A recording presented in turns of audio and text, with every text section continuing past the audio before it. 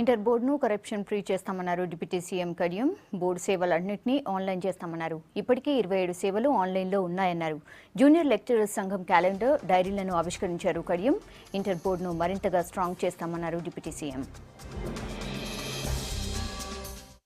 భారతదేశంలోనే తెలంగాణ రాష్ట్రంలో ఇంటర్మీడియట్ ఎడ్యుకేషన్ను పటిష్టంగా తయారు చేయాలని, ఉన్నత ప్రమాణాలు కలిగిన ఇంటర్మీడియట్ విద్య తెలంగాణలో లభ్యమవుతుందనే విషయాన్ని అందరూ తెలుసుకునే విధంగా చేయాలని ఒక ఆలోచనతోని అనేక మార్పులు ఇంటర్మీడియట్ విద్యలో ప్రవేశపెట్టడం జరిగింది.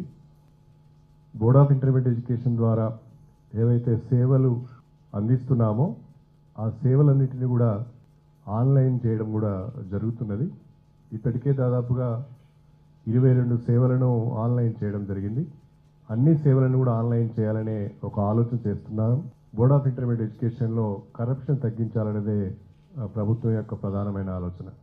ఇంటర్మీడియట్ విద్యలో ప్రతి సంవత్సరము ప్రభుత్వ జూనియర్ కళాశాలలు ప్రైవేట్ జూనియర్ కళాశాలలతో పోటీ పడలేక ప్రభుత్వ జూనియర్ కళాశాలల నుండి విద్యార్థులు ప్రైవేట్ జూనియర్ కళాశాలల వైపు మైగ్రేట్ అవుతున్న విషయాన్ని గమనించడం జరిగింది.